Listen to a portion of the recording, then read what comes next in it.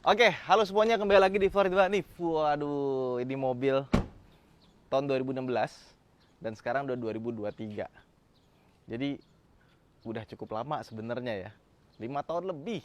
Tapi lihat, masih ganteng, masih gagah dan gak kelihatan kuno. Coba bandingin sama 2016, sama-sama keluar waktu itu ada Pajero Sport, ada Fortuner. Sekarang kan yang kalau bukan facelift udah kelihatan kuno ya. Tapi yang ini nggak lekang oleh waktu. Waduh, Ford Everest 2200 cc titanium. Dan mobil ini pertama kali keluar itu harganya yang titanium itu kalau nggak salah ya 600 jutaan dengan mesin 2200 cc. Sekarang dijual masih di atas 400 jutaan. Coba cek. Fortuner Pajero Sport 2016 masih di atas 400 nggak? Ini ternyata harganya bertahan. Meskipun ATPM-nya sempat kabur dan waktu itu ya begitulah ya, bukan brand Jepang lagi ya, tapi nggak membuat harganya turun, bahkan lebih baik dibandingkan dengan rival-rivalnya. Dan waktu itu pertama kali keluar tuh ada dua tipe, ada Trend sama Titanium. Kalau Titanium itu yang versi tingginya, Trend tipe bawahnya. Dan lihat dong, untuk Titanium ini untuk zamannya 2016 cukup lengkap. Dia punya LED DRL di sini, lampunya udah LED projector, terus untuk high beamnya masih halogen biasa. Di sini ada fog lamp, terus dia ada 4 buah parking sensor di bagian depan, plus di situ ada kamera. Karena mobil ini udah sangat canggih pada zamannya, udah ada sensor-sensor segala macem, lane keeping assist dan kawan-kawan. 2016 udah ada. Sekarang Pajero Sport udah ada, yang varian facelift ya, yang ultimate kalau nggak salah. Terus lihat dong, mobil ini juga punya headlamp washer sama kayak Pajero Sport. Sama lihat bannya. Yang lainnya mungkin masih pakai R17, R18, dia sudah pakai ring 20 sejak beberapa tahun lalu. Kalau mobil zaman sekarang 2020 ke atas ring 20 udah biasa. Saya tulisan 2200 cc, 6 speed auto, spionnya besar, ada footstepnya, dan mobil ini ya ground clearance-nya tinggi banget, jadi kalau mau naik itu ya begitu. Oh, kita langsung kayak tinggi banget di atas sini. Di atasnya lihat nih, ada panoramic sunroof. Panoramic sunroof, bukan sunroof doang. Terus ke belakang. Nah, bentuknya juga seperti ini. Udah pakai rem cakram tentunya ya. Sama kalau kita lihat di bagian kolongnya, kemarin Bobby waktu itu ngolong tuh bilang, ini di bawahnya banyak banget linknya ya. Jadi dia ini suspensinya sangat kompleks dibandingkan dengan mobil-mobil di kelasnya, karena dia harus menjaga handling yang bagus, berkendara yang nyaman, tapi juga capable off-roader. Nah, terus di belakang sini, nah, diesel, jangan salah, pas dibuka ya, dia udah nggak kayak model-model Ford Fiesta yang mesti dicolok dulu, dia udah langsung buka aja. Oke, sama desain belakangnya, emang nggak segagah itu sih, tapi tetap aja sampai sekarang belum kelihatan tua. Nah, di sini ada wiper, ada rear defogger, ada high mounted stop lamp, terus sensor parkirnya ada 4 di bagian belakang. Terus ke bawah sini dia ada ban serep, tapi sayangnya nih bagasi belakangnya lagi nggak beres. Harusnya dia bisa dibuka secara elektrik tapi lagi rusak, lagi inden. Nah, ini kebetulan kerawatnya di Mastercars. Jadi kalau misalkan kalian punya mobil Ford, terus ada masalah atau mau servis rutin, bisa langsung ke Mastercars saja. Sekarang kita ke dalamnya yuk. Kalau luarnya udah keren, dalamnya keren nggak? Ternyata dalamnya keren banget. Yuk masuk. Oke, sekarang kita masuk ke dalam interiornya. Sayang sekali mobil yang udah secanggih ini, sekeren ini, dia masih pakai kunci biasa. Belum pakai push start stop engine button. Tapi yang model sekarang yang dijual lagi sama Ford Indonesia lewat RMA Group udah pakai kunci push start stop engine button. Nah, ini masih pakai model putar, jadi kita tinggal putar aja begini. Getarannya masih agak terasa karena mesin 2200 cc nya bukan yang paling halus di kelasnya sih emang. Nah, ini kita buka ya. Wah, panoramic sunroof. Dan yang gue suka dari mobil ini adalah build quality dan materialnya itu bagus sekali, superb ya. Jadi kalau kalian lihat nih ya, nih bagian atasnya sini ya, ini dikasih bahan material kulit sintetis berwarna coklat tua. Ada jahit-jahitannya di sini kayak apa ya, kayak warna abu-abu, bukan piano black tapi glossy. Sampai ke sini juga masih ada, ke sini juga ada. Power window semuanya sudah auto. Dia masih pakai otot, belum pakai electronic parking brake. Sama dia bisa pencetin ini, P di sini. Bisa parkir secara otomatis, secara paralel, dan juga cuma paralel doang ternyata. Gak bisa perpendicular ya, paralel doang. Tapi itu keren loh, bisa parkir otomatis. Sayangnya ini layarnya udah gosong, tapi kemarin dibawa ke SPD gak bisa dibetulin. Kenapa? Karena touchscreen-nya udah kena. Jadi kalau teman-teman punya mobil yang layarnya udah mulai gosong, itu segera dibawa SPD buat dibenerin. Kalau misalkan touchscreen-nya udah kena, itu mesti ganti baru. Tapi kalau touchscreen-nya belum kena, masih bisa diganti polarizernya. Dan harganya sangat terjangkau dibandingkan kalian beli baru. Nah, kalau kalian mau beli baru, Mastercars juga sedia spare part-nya, harganya sekitar 15 jutaan, tergantung kurs ya. Ini kalau misalkan ini lagi dalam keadaan baik ya layarnya ya, ini desainnya juga modern. Meskipun 2016, tetap nggak ketinggalan zaman. Even dibandingkan dengan head unitnya Pajero Sport atau Fortuner yang sekarang ya, 2023, tetap gambarnya masih bagusan ini, serta kualitas audionya, meskipun dia nggak ada branded kayak Harman Kardon, Bose atau semacamnya, audionya bagus.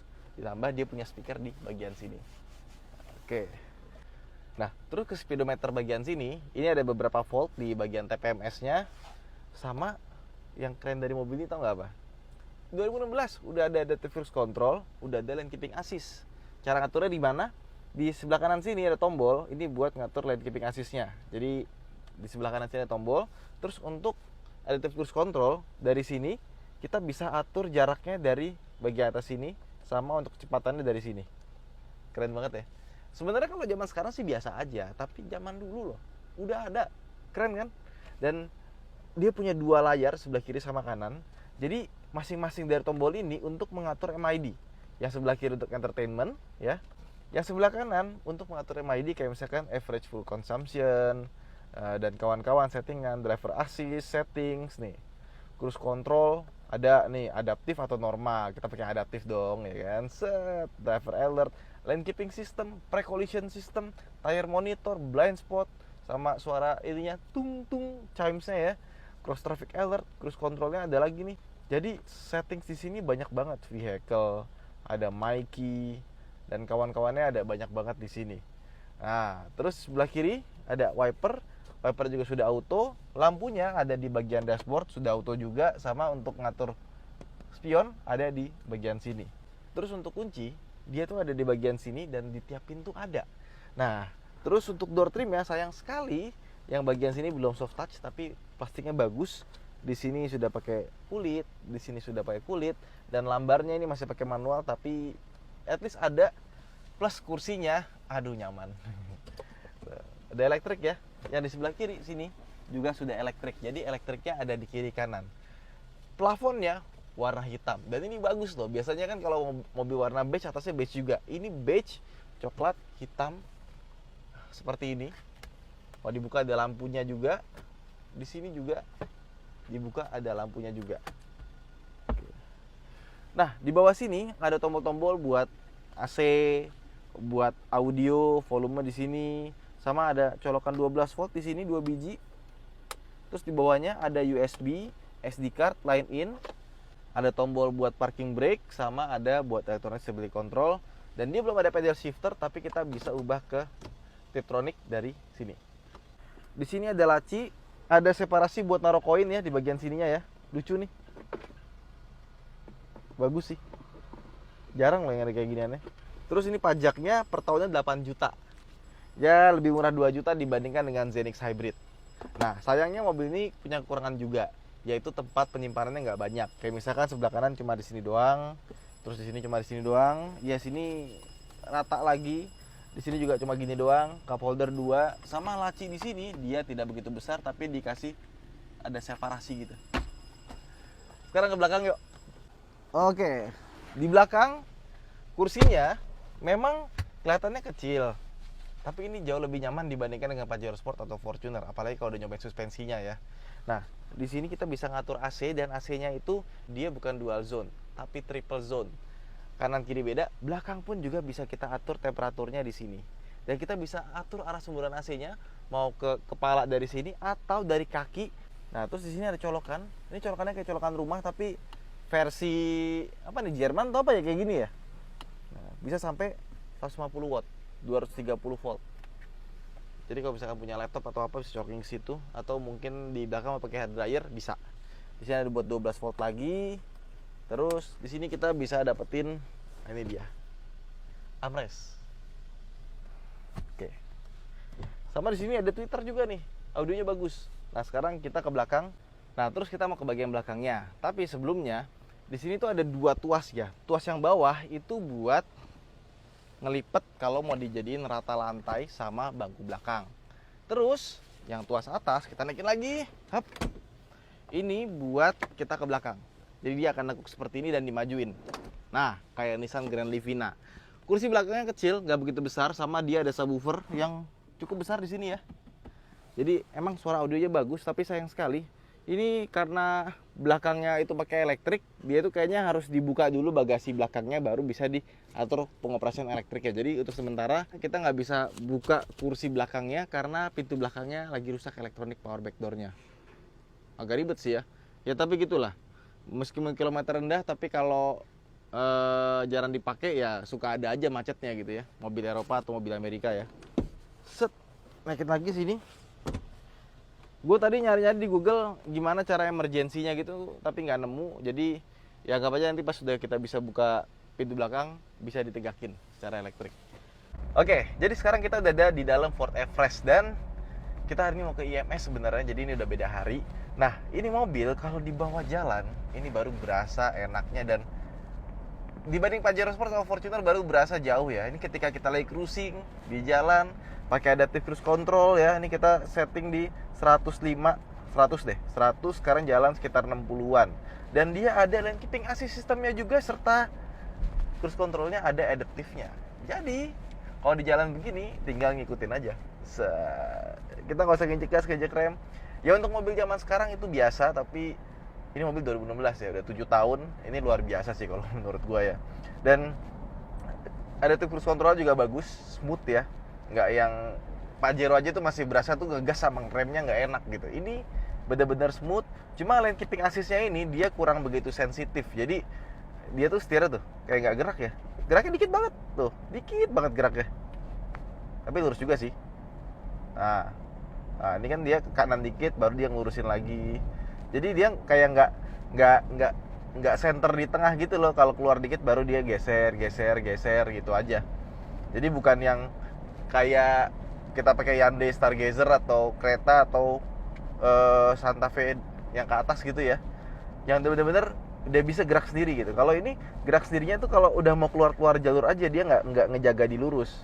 Tapi ini udah way much better ya dibandingkan dengan yang lainnya. Ya. Terus juga udah dibawa jalan, di jalanan jelek, jalanan bagus, suspensinya juara. Leather frame biasanya suspensinya nggak enak ya. Kalau kempukan juga nggak enak, kerasan juga nggak enak, dan gitu biasanya handlingnya ya so-so. Ini untuk leather frame mungkin ini handling dan suspensi terbaik. Empuknya dapat ya, stabilitasnya dapat di jalan tol seperti ini. Ditambah lagi handlingnya juga nggak malu-maluin amat. Memang nggak seperti monokok, tapi untuk sebuah leather frame, ini bagus banget loh. Nih, kita ngetes ya. Dia ngerem depan, set. Ngeremnya pakai engine brake juga. Tuh. Nah, pas udah selesai karena kecepatannya udah rendah banget, dia akan ngelepas tuh si adaptive cruise controlnya. Ada bunyi tung gitu. Enak ya. Iya. Terus ini mobil juga mesin 2200 itu tenaganya 158 horsepower dan torsinya 380 Nm. Enggak gede ya. Dibandingkan dengan Fortuner 28 sama Pajero Sport yang 24 jelas kalah. Itu tenaganya hampir 200 HP kan, 181, yang satu lagi udah 200 malah ya. Yang ini B aja, tapi emang dia punya pilihan mesin yang lebih gede sih di luar. Jadi kalau di Australia, Thailand itu ada pilihan mesin yang lebih gede. Nah cuma mesinnya sendiri itu di putaran bawah itu dia gegas banget ya. Kita injek gas dikit dia langsung lari, lompat, jas gitu ya. Tapi kalau misalkan kita gas kayak gini dalam, ya udah larinya segitu aja. Jadi Kalau kita nginjek dikit dia lajunya tuh cepet gitu ya, benar-benar responsif. Tapi kalau kita nginjek gas dalam, pol yang mentok banget sampai red line gitu ya, yang segitu-segitu aja karena bodinya berat dan tenaganya tidak begitu besar. Nah yang uniknya, yang model terbaru 2000 cc turbo itu malah lebih gede tenaganya dibandingkan dengan yang 3000 sekalipun. Gede banget tenaganya asli. Model lebih kecil mesinnya. Handlingnya juga enak, setirnya enteng ya, udah pakai electronic power steering soalnya. Terus juga peredaman kabinnya bagus, audionya bagus banget suaranya untuk mobil standar ya, ada subwoofer pula. Mungkin treble-nya agak digedein dikit kali ya, sisanya sih sempurna lah. Jadi kalau abis naik Fortuner, Pajero Sport, abis itu naik ini berasa kayak leather frame yang naik kelas. Kayak pas nyetir itu kayak ini mobil yang udah 10 tahun di depan gitu. Kayak naik mobil, kayak abis ini naik Pajero Sport, naik Fortuner kayak 10 tahun ke belakang gitu pas naik Everest. Mobilnya emang seenak itu, dan biasanya mobil leather frame itu kan karena dia butuh sasis di bawah, bodinya jadi terasa sempit dalamnya. Itu mobil ini enggak, mobilnya tetap terasa lega. Lihat tuh, kanan kiri terasa lebar, atas bawahnya nggak sempit. Lihat tuh yang di belakang tuh, nyantai banget dia. Yes, langsung ngerapi-rapi ya kan. Karena mobilnya emang rasanya lega gitu, nggak rasanya sempit. Fortuner sama Innova kan rasanya gedean Innova kan. Nah, tapi kalau di Everest ini, ya rasanya lega gitu. Jadi nggak kayak naik mobil SUV leather frame yang tinggi tapi dalamnya sempit, enggak. Pokoknya ya ini ngerubah standar lah. Kalau dia biasa naik ini, naik mobil yang rival-rival di kelasnya langsung rasanya nggak enak. Betul begitu Bapak? Betul. Di belakang enak? Nah, Enak, nyaman. Nah, kurang lebih kayak gitu. Terus ada ini. Nah, jarang-jarang nih ada beginian. Biasanya Pajero Sport itu cuma separoh, ya kan? Jadi full features, cuma emang agak berasa jadulnya di putar-putaran kunci, belum teleskopik. Terus juga speedometernya digital. Dulu pertama kali keren nih, kanan kiri gitu kan. Kontrolnya ini dia individual. Tapi sekarang jadi biasa aja karena yang lainnya daripada pakai Pajero Sport tuh pakai yang gede gitu kan. Sama dia nggak ada pedal shifter. Ya udah mulai berasa juga, jadi kayak ada parsial gitu loh. Ada yang terasa modernnya, ada yang berasa kurang modernnya gitu loh. Ada yang terasa jadulnya, ada yang terasa modernnya dalam satu sekaligus gitu. Dan model ini di luar tuh udah keluar model barunya yang bentuk kayak gini. Itu lebih keren lagi ya. Tapi mungkin masuk Indonesia harga 1M lebih. Karena emang mobil ini segitu refine-nya sih. Dan katanya yang baru itu juga lebih refine dibandingkan dengan model yang lama. Kayak gimana tuh ya? Pasti bagus banget. Oke, kita baru sampai aja di IMS 2023. Wah, jadi kesimpulannya, siapa bilang leather frame nggak bisa dibikin enak? Ternyata bisa. Ya, memang nggak mungkin selincah sasis monokok. Tapi Ford Everest, meskipun di 2016 dia bisa membuktikan bahwa leather frame juga bisa lincah, nyaman, terus juga dipakainya enak, ya kan? Canggih pula. Cuma kembali lagi, sayangnya ATPM-nya waktu itu nggak bertahan lama. Tapi sekarang kabar baiknya, Ford sudah kembali ke Indonesia. Meskipun dengan harga yang tidak begitu bersahabat, tapi membuktikan bahwa mobil-mobil mereka adalah mobil-mobil yang capable. Itu aja mungkin vlog kita kali ini. Jangan lupa untuk like dan subscribe. Dan buat teman-teman yang pernah pakai atau masih memelihara Ford Everest generasi yang ini, bisa komen di bawah seperti apa rasanya. Saya Arif, sampai jumpa di vlog berikutnya. Bye-bye.